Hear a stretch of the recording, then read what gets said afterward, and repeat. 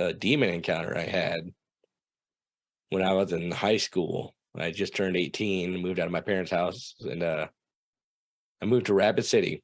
And like this story has a little bit of a backstory because my parents used to foster kids, and we had a group of, they were all brothers and sisters, but there was one kid that was like my age, and me and him, I'm not gonna say his name, we became really good friends at the time that he was staying with us, and I was probably like 11, 12, right around that age.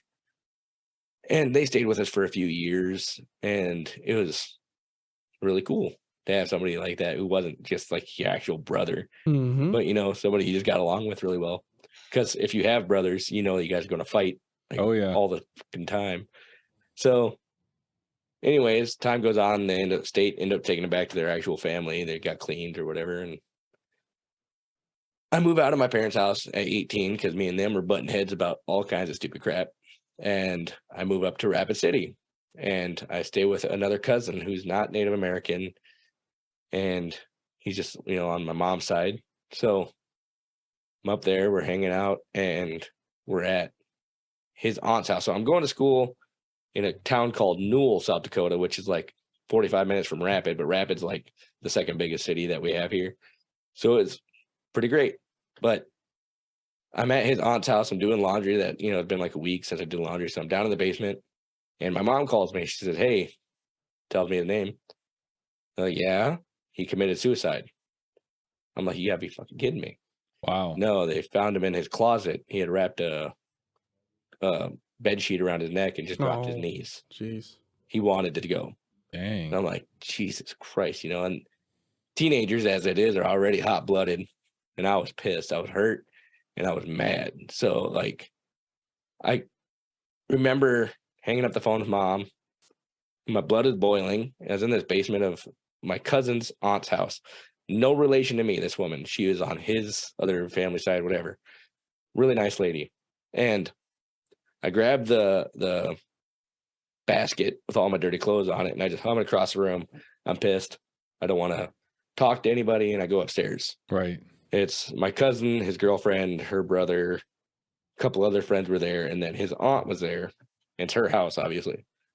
So I go up there and like, hey, Bert, and I'm just like, whatever, hey, what's up? And they're all like, try to talk to me. And I was like, you know what, whatever, dude.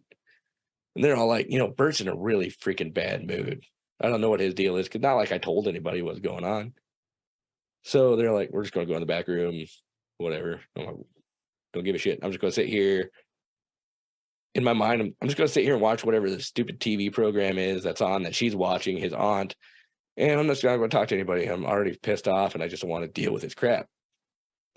So they all go to their back room, and she asked me, hey, what's going on?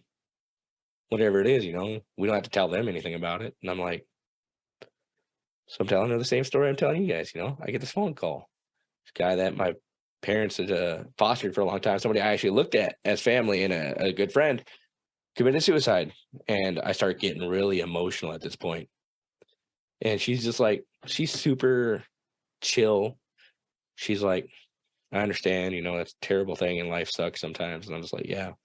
But then I start getting this feeling like a burning sensation, almost like somebody staring. I don't know if you've ever been stared down or you've ever been into a fight, but somebody will look at you like, I'm going to kick the shit out of this guy from across the room. And I'm just like, man, I get that feeling. Somebody is eyeballing me. And she's listening and all this stuff. And I stopped talking. I was like, you ever get that feeling you're just being watched? Wow. And she's like, where? And I'm like, pointing to the kitchen. Now, to get to the basement, you had to go through the kitchen. It's an odd question. So I point to the kitchen. Yeah.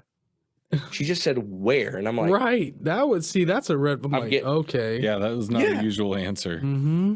And this is where shit went crazy. It's the most paranormal thing I've ever seen in my whole fucking life.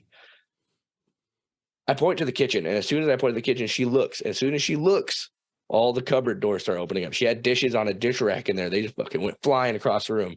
Cups, things are flying out, and I'm just pale. And I'm just like, what's going on? She very calmly, like my dad telling that guy, go look in the back room, nobody's there. She's used to this. She gets up. She goes to this little cigar box thing she has on her shelf. She pulls out some sage and a lighter. and she's burning it, and she's just like wafting this thing like this, going into her kitchen, smoke going in, and almost like somebody turning off a faucet. All these dishes that are flying out this cupboard, stop. This cupboard, they're stopping. This cupboard, they're stopping. And whatever it is, she forces it down back into the basement.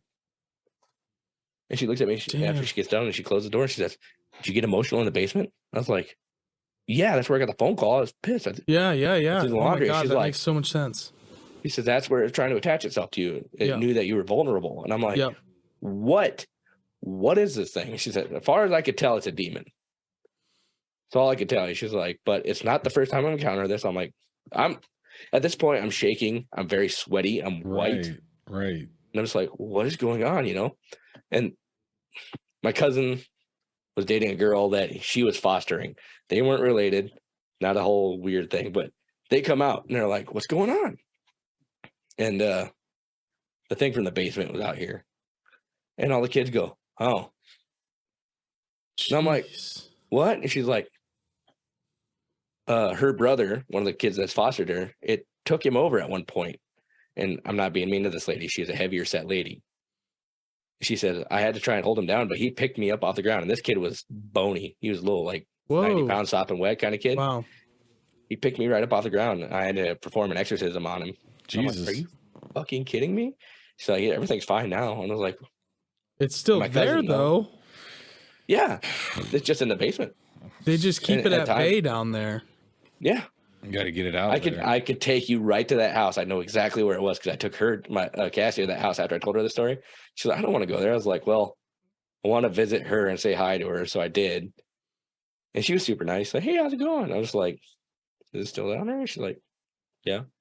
That's well, crazy. It's feeding off that anger, Burton. Yeah. You know what I mean? Oh, yeah. You have that traumatic experience, and then it's just like the vampire of dark energy where it's, it's just pulling that, powering itself up. And then it's able to open all the doors of the cabinets, start throwing everything around. It was throwing a fit that it got caught. It was weird because, like I said, I felt like a burning, like just somebody staring me down. It was like the most intense feeling. I've been in fights before in high school and afterwards and stuff like that. And like, that is like the most intense I've ever been stared at in my whole fucking life. And I'm just like, what is going on? Yeah, that's really wild. But it also shows, Burton, how powerful you might be, brother.